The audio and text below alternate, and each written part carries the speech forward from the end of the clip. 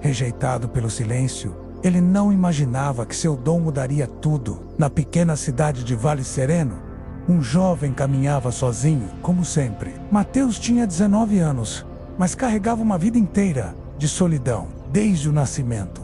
O silêncio era seu companheiro. Em um mundo repleto de sons, ele vivia em um universo à parte, onde as palavras não tinham voz, apenas forma e movimento.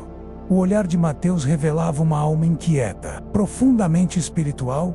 Ele buscava seu lugar em uma comunidade que, embora pregasse o amor ao próximo, não sabia como acolher alguém diferente. Não era rejeição declarada, mas aquela indiferença silenciosa que dói mais que qualquer palavra. Naquela manhã de domingo, como sempre, ele se sentou no último banco da igreja local. Observava atentamente os lábios do pastor se movendo, tentando decifrar a mensagem que inspirava tantos sorrisos e acenos de cabeça. Mas para Mateus, era apenas um espetáculo visual sem significado. Ninguém na igreja sabia a língua de sinais. As pessoas até cumprimentavam Mateus com sorrisos educados, mas logo se afastavam, constrangidas por não saberem como se comunicar. A barreira invisível crescia a cada domingo. Em um lugar onde todos falavam sobre comunhão, ele sentia-se mais sozinho do que em qualquer outro lugar. Saindo da igreja, cabisbaixo como sempre, Mateus quase esbarrou em uma cadeira de rodas. Levantou os olhos e encontrou o sorriso genuíno de Luísa, uma senhora de meia-idade que acabara de se mudar para a cidade. Luísa, diferente dos outros, não desviou o olhar ao perceber que Mateus era surdo. Para a surpresa dele, ela moveu as mãos graciosamente, formando sinais que há muito ele não via. "Olá, meu nome é Luísa", sinalizou ela com fluência. "Posso ver nos seus olhos que você entende o que estou dizendo." Os olhos de Mateus se encheram de lágrimas. Há anos ninguém conversava realmente com ele, muito menos em sua própria linguagem. "Você sabe língua de sinais?", respondeu ele com mãos trêmulas de emoção. "Como?" Luísa sorriu, movendo sua cadeira de rodas para um lugar mais tranquilo sob a sombra de uma árvore. "Minha filha nasceu surda", explicou Luísa através dos sinais. "Aprendi para me comunicar com ela. Quando a vi na igreja, percebi imediatamente o que estava acontecendo." Pela primeira vez em anos, Mateus não precisou lutar para entender ou ser entendido. A conversa fluiu naturalmente, como água fresca após uma longa travessia no deserto. "É difícil, não é?", perguntou Luísa. "Estar em um lugar cheio de pessoas e ainda assim se sentir invisível." Mateus assentiu, surpreso por alguém finalmente compreender. "Também sei como é", continuou ela, indicando sua cadeira de rodas. "As pessoas veem primeiro as rodas, depois a pessoa. Mas sabe, às vezes nossas maiores limitações se tornam nossos maiores dons." A amizade entre Mateus e Luísa floresceu rapidamente. Ela tinha uma sabedoria calma que vinha de anos enfrentando seus próprios desafios. Após um acidente que a deixou paraplégica, Luísa aprendeu que a verdadeira força vem da adaptação, não da resistência. "Por que você ainda frequenta a igreja se ninguém se comunica com você?", perguntou Luísa certo dia, enquanto tomava um café na pequena padaria da cidade. Mateus pensou por um momento antes de responder. "Porque sinto que tem um propósito ali, mesmo que ainda não saiba qual é", sinalizou ele. "Algo dentro de mim diz que devo continuar indo." Luísa assentiu compreensiva. "Sabe, às vezes o propósito nos encontra quando menos esperamos." Naquela mesma tarde, enquanto caminhavam menos, ou no caso de Luísa, rodava menos pelo Parque Central, eles notaram uma movimentação incomum na cidade. Cartazes sendo afixados, pessoas conversando animadamente. Um jovem passou distribuindo folhetos. Mateus pegou um e mostrou para Luísa. Era o anúncio de um retiro espiritual que aconteceria no próximo fim de semana, organizado pela igreja local. 3 dias de reflexão, oração e comunhão nas montanhas. Leu Luísa. "Você vai?" Matias hesitou. Sua experiência na igreja já era solitária. Um retiro seria ainda pior. Mas algo no olhar de Luísa o desafiava a sair de sua zona de conforto. "Eu irei se você for", respondeu ele finalmente. Luísa sorriu. "Será uma aventura. Quem sabe esse não é o momento que você esperava." Chegado o dia, Mateus ajudou Luísa a embarcar no ônibus que levaria o grupo para as montanhas. O motorista parecia preocupado com a cadeira de rodas. Mas Mateus já tinha tudo planejado. Com gestos precisos, mostrou como dobrar e guardar a cadeira no compartimento de bagagens. O retiro aconteceria em um antigo hotel adaptado para encontros religiosos. Ficava no alto de uma montanha, com vista para todo o vale. Era um lugar impressionante. Mas Mateus logo percebeu que não havia rampas suficientes para Luísa se locomover com facilidade. Sem hesitar, ele se tornou os braços e pernas de Luísa sempre que necessário, carregando-a em locais inacessíveis, enquanto ela carregava a cadeira dobrada. As pessoas observavam com admiração a parceria silenciosa entre eles. Na primeira noite, após o jantar, todos se reuniram no salão principal para a primeira palestra. Mateus e Luísa sentaram-se discretamente no fundo. Como esperado, não havia intérprete de língua de sinais. Luísa traduzia para Mateus o que conseguia ouvir, mas era cansativo para ambos. O pastor Gabriel, um homem de meia-idade com voz potente, falava sobre unidade e comunhão. A ironia não passou despercebida. Poor Marius. Como falar de inclusão quando parte da congregação não podia compreender a mensagem? Após a palestra, enquanto todos conversavam em pequenos grupos, Mateus permaneceu isolado, observando. Foi quando notou algo estranho. As luzes do salão piscaram 3 vezes rapidamente. Ninguém pareceu perceber, absortos em suas conversas. As luzes piscaram novamente. Mateus cutucou Luísa, apontando para o teto. Ela olhou, mas naquele momento as luzes permaneciam estáveis. Tem certeza? Perguntou ela. Mateus assentiu enfaticamente. Talvez por ser surdo, seus outros sentidos captavam detalhes que passavam despercebidos para os demais. Inquieto, Mateus decidiu investigar. Fez sinais para Luísa, explicando que iria verificar o quadro de energia do prédio. Sendo eletricista por profissão, ele entendia dessas coisas. Sendo discretamente, Mateus seguiu pelo corredor procurando a sala de manutenção. Encontrou-a no subsolo, uma pequena porta metálica semi-aberta. Ao entrar, notou imediatamente o problema. O quadro elétrico antigo apresentava sinais de sobrecarga, com pequenas faíscas escapando de um dos disjuntores. Anos de experiência lhe diziam que aquilo era perigoso. O hotel era antigo, com fiação provavelmente original, com todos os equipamentos modernos, menos computadores, projetores, sistemas do som sendo utilizados simultaneamente. O sistema estava prestes a entrar. Colapsa. Mateus tentou encontrar alguém da manutenção, mas o hotel operava com equipe reduzida durante o retiro. Preocupado, ele voltou ao salão principal, onde todos agora participavam de uma dinâmica em grupo. Desesperadamente tentou chamar a atenção do pastor Gabriel, fazendo gestos enfáticos. As pessoas olhavam para ele com estranheza, algumas rindo, outras constrangidas pela interrupção. Frustrado pela incompreensão, Mateus escreveu rapidamente um bilhete. Perigo! Sistema elétrico sobrecarregado.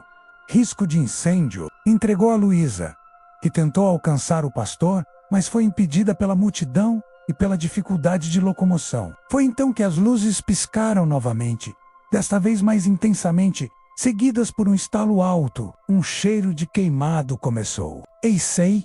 Spauller Mateus não perdeu tempo. Correu até o sistema de alarme e o acionou. O som estridente encheu o ambiente, mas para ele era apenas uma vibração distante. As pessoas pararam, confusas, até que alguém gritou fogo, apontando para uma fina linha de fumaça que saía do teto. O pânico se instalou. Todos correram para a saída ao mesmo tempo, criando um congestionamento perigoso. Marius, horrorizado como Luísa, foi empurrada para o lado, sua cadeira de rodas esquecida no caos. Com determinação, ele nadou contra a corrente humana, chegando até Luísa. Rapidamente, colocou-a nas costas e buscou uma rota alternativa de saída. Sendo surdo, o barulho ensurdecedor que paralisava muitos não o afetava. Com a mente clara, ele lembrou da saída de emergência que havia notado mais cedo, no extremo oposto do salão. Enquanto carregava Luísa, Mateus percebeu que muitas pessoas, em pânico, seguiam apenas a multidão, ignorando rotas mais seguras. Com gestos enfáticos, ele começou a direcionar pessoas para a saída alternativa. Ao mesmo tempo, o fogo se espalhava rapidamente pelo teto antigo de madeira. A fumaça tornava o ar irrespirável. Mateus, por não depender da comunicação verbal, conseguia se concentrar completamente em guiar as pessoas para fora. Do lado do fora, o caos continuava. A contagem revelou que 3 pessoas ainda estavam presas dentro do prédio.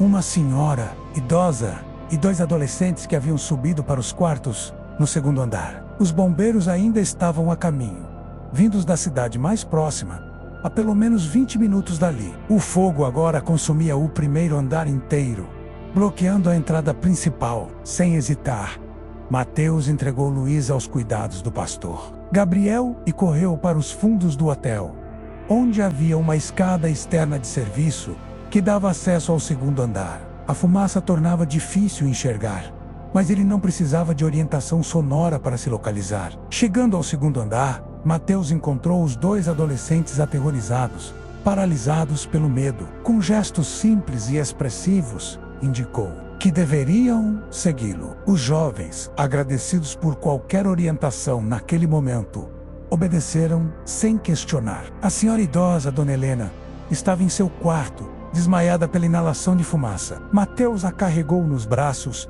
liderando o pequeno grupo pela escada de emergência até o chão. Quando finalmente todos estavam a salvo, o hotel já estava quase completamente tomado pelo fogo. Os bombeiros chegaram minutos depois, concentrando-se em evitar que o fogo se espalhasse para a floresta ao redor. Naquela noite, sob as estrelas, os participantes do retiro se acomodaram em barracas improvisadas. O clima era de choque, mas também de profunda gratidão. Todos reconheciam que, não fosse pela percepção aguçada de Mateus e sua coragem, a tragédia poderia ter sido muito maior. O pastor Gabriel se aproximou de onde Mateus e Luísa estavam sentados, um pouco afastados do grupo. Pela primeira vez, ele realmente olhou para Mateus, não como um jovem surdo, mas como uma pessoa completa, valorosa.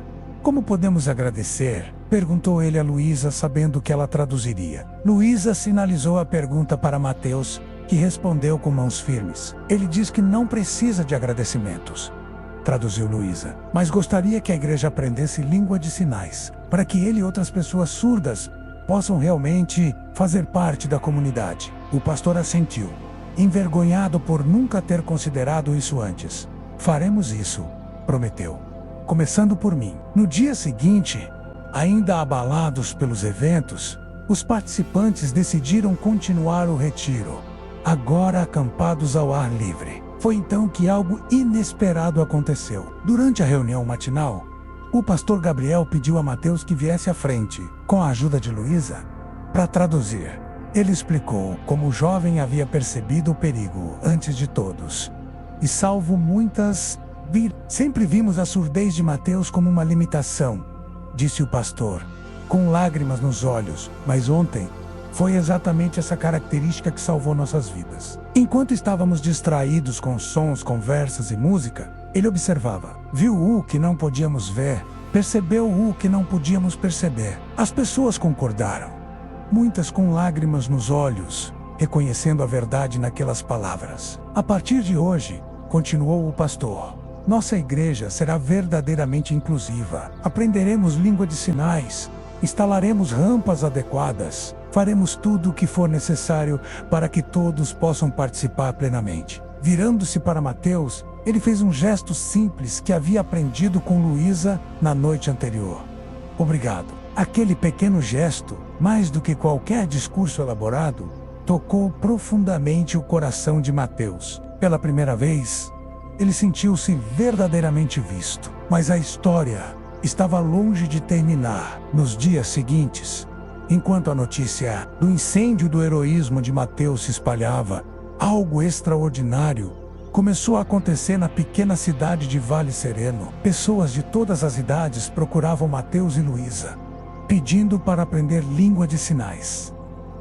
O que começou como um pequeno grupo de estudo na casa de Luísa, logo se transformou em aulas regulares no salão comunitário da cidade. Mateus, que sempre sonhou em ensinar, descobriu-se professor. Sua paciência e habilidade em explicar os sinais impressionavam a todos. Mais do que ensinar uma linguagem, ele estava construindo pontes entre mundos que antes pareciam irremediavelmente separados. Luísa, com sua experiência de vida e sabedoria, tornou-se uma parceira indispensável, enquanto Mateus ensinava a língua. Ela ajudava as pessoas a compreenderem a experiência de viver com uma deficiência em um mundo nem sempre acolhedor. Não é sobre superar limitações, explicava ela aos alunos. É sobre reconhecer que cada pessoa tem dons únicos, formas diferentes de perceber e interagir com o mundo. 3 meses após o incêndio, a igreja local realizou seu primeiro culto,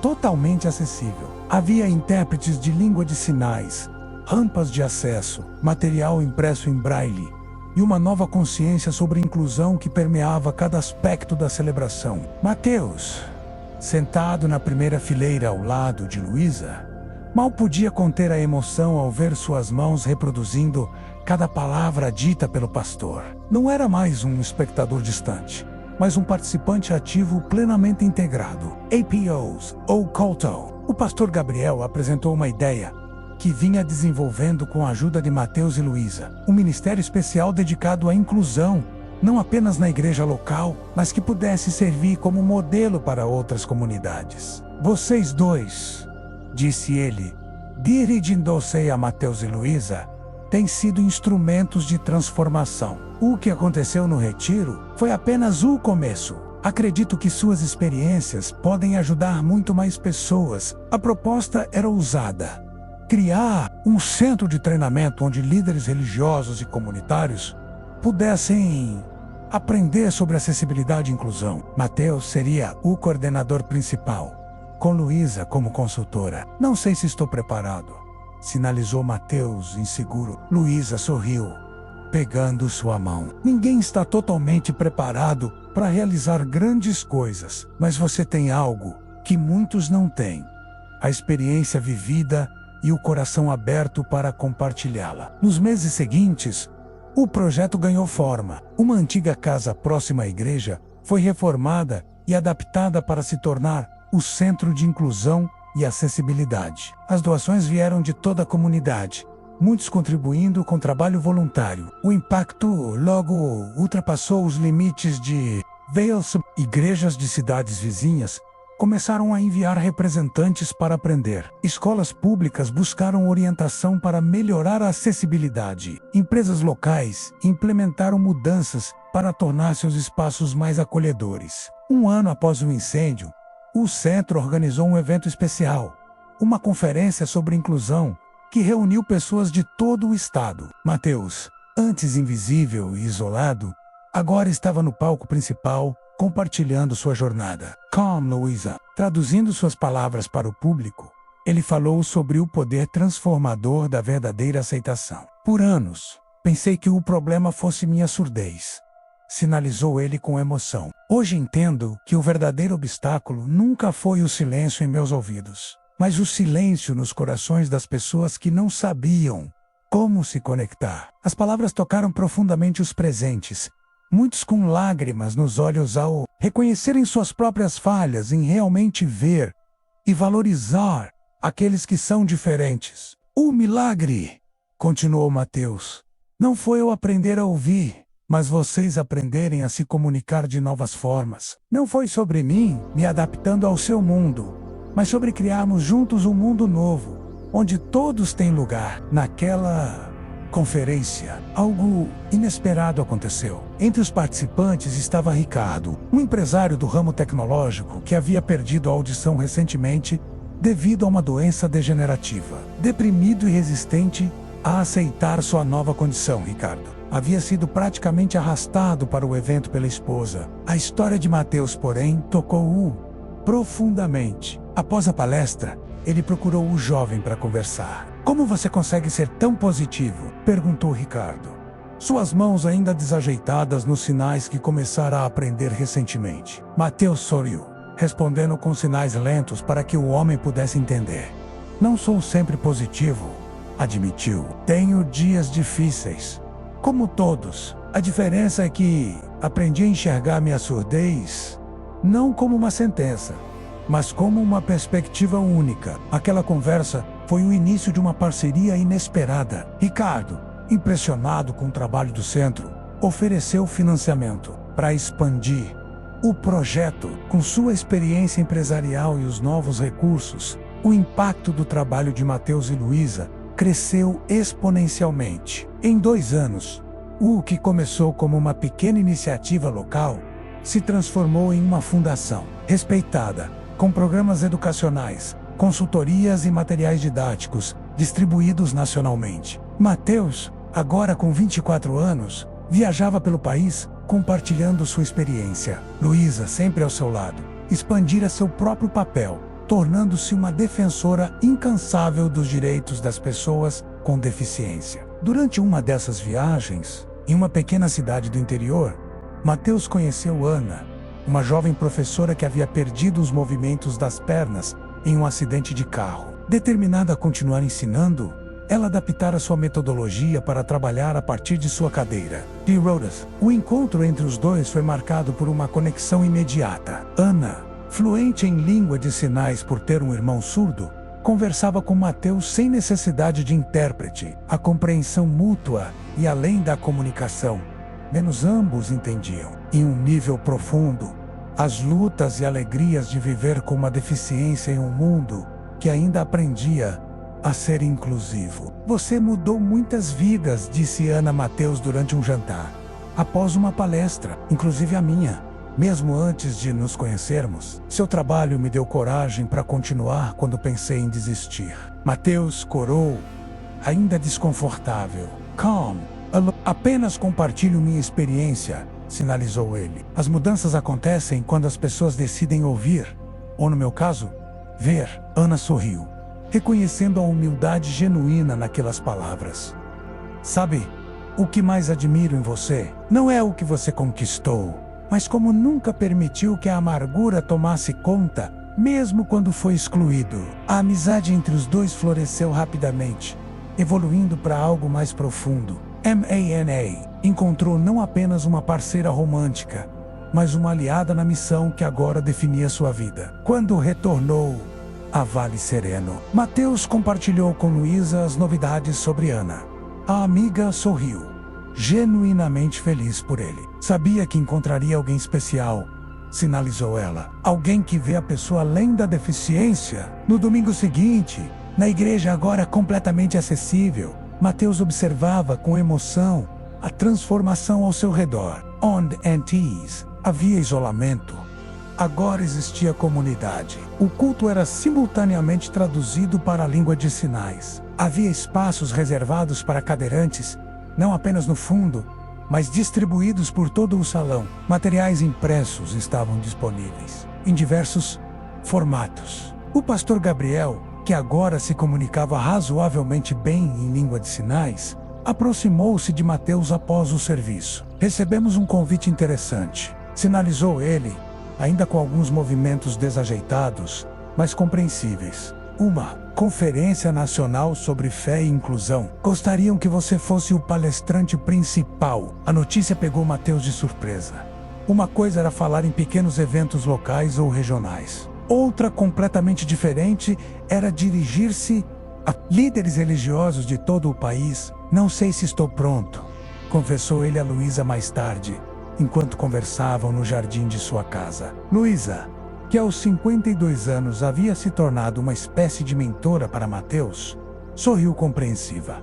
Lembra do que me disse quando nos conhecemos? Que sentia ter um propósito na igreja, mesmo sem saber qual era. Ela esperou que ele assentisse. Talvez este seja o próximo passo nesse propósito. A conferência seria realizada em 3 meses, na capital. Matheus aceitou o convite, mas passou semanas ansioso, trabalhando em seu discurso, refinando suas ideias. Ana, que agora visitava Vale Sereno regularmente, tornou-se seu maior apoio durante esse período. Você não precisa ser perfeito, lembrava ela. Sua história, em si mesma, já é poderosa. Quando finalmente chegou o dia da conferência, Matheus encontrou-se diante da maior audiência que já havia enfrentado, mais de 1000 líderes religiosos de diferentes denominações, todos reunidos para discutir como tornar comunidades de fé verdadeiramente inclusivas. Ao subir ao palco, Mateus sentiu um momento de pânico. Tantos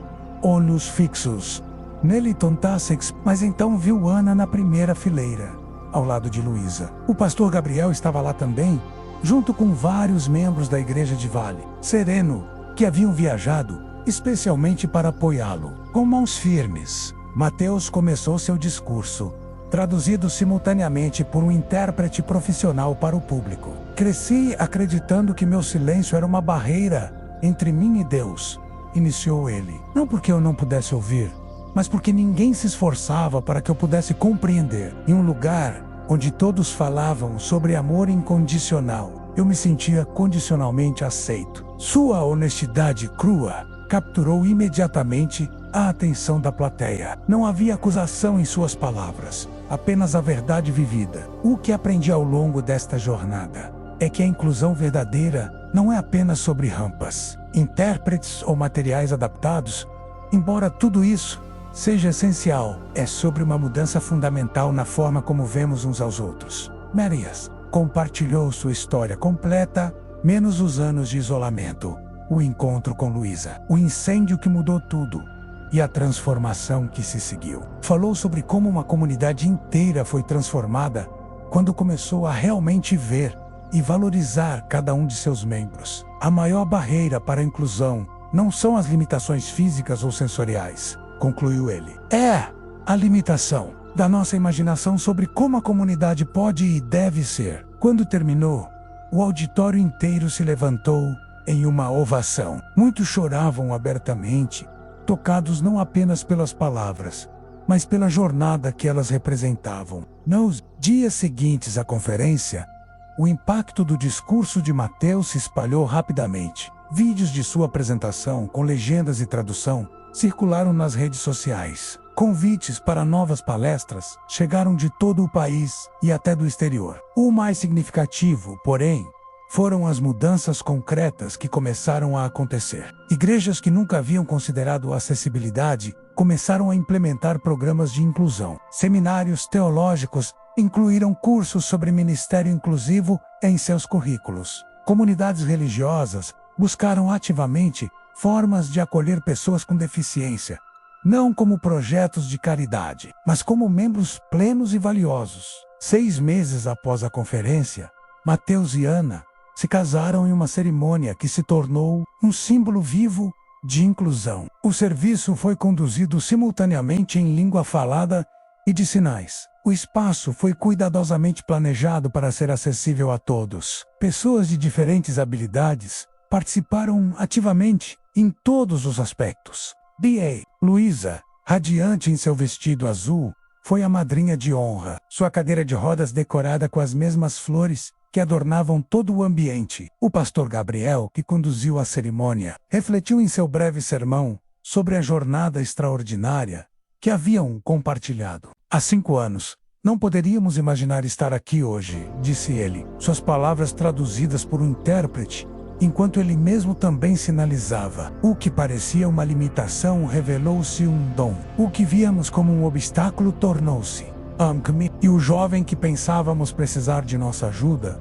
acabou sendo aquele que nos ensinou o verdadeiro significado de comunidade. Após o casamento, Mateus e Ana expandiram ainda mais o trabalho do centro, agora rebatizado como Fundação Novos Caminhos. Com a experiência de Ana como educadora, desenvolveram programas especificamente voltados para escolas e universidades. Luísa, embora menos ativa no dia a dia devido à idade, continuava sendo a conselheira mais sábia da equipe, sempre lembrando a todos que a verdadeira inclusão é um processo contínuo, não um destino final. 5 anos após o incêndio que mudou tudo, Vale Sereno havia se tornado referência nacional em acessibilidade e inclusão. A pequena cidade recebia regularmente visitantes de todo o país interessados em aprender com sua experiência. Uma tarde tranquila, Mateus encontrou-se novamente sentado sob a mesma árvore, onde havia conversado com Luísa pela primeira vez. Ana estava ao seu lado, sua cadeira de rodas posicionada confortavelmente na grama. Luísa os acompanhava, agora com cabelos completamente brancos, mas com o mesmo sorriso acolhedor. Você sabia que isso tudo aconteceria? Perguntou Mateus a Luísa, referindo-se à incrível jornada que haviam compartilhado. Luísa sorriu, seus olhos brilhando com sabedoria. Não sabia o que aconteceria, sinalizou ela, mas sempre soube que você tinha um propósito especial. Todos temos. Às vezes, o que parece nos separar do mundo é exatamente o que nos permite transformá-lo. Ana pegou a mão de Mateus, apertando-a gentilmente. E a transformação continua, acrescentou. Ela, cada nova pessoa que aprende a ver além das aparências, cada barreira que cai, cada coração que se abre, naquele momento silencioso sob a árvore. Os três compreenderam profundamente a verdade que havia guiado toda a sua jornada. Que as maiores limitações nunca são físicas, mas aquelas que impomos em nossa capacidade de amar e incluir, e que os maiores milagres não estão em superar deficiências, mas em criar comunidades onde cada pessoa é valorizada exatamente como é. O jovem surdo, uma vez excluído e invisível, havia se tornado um canal de transformação, não apesar de sua surdez, mas através dela. Seu silêncio exterior havia amplificado uma mensagem poderosa que agora ressoava em milhares de corações. E naquela pequena cidade de Vale Sereno, onde tudo começou, o eco dessa mensagem continuava a transformar vidas, uma pessoa de cada vez, provando que às vezes o que parece ser nossa maior fraqueza pode se tornar nosso maior dom para o mundo.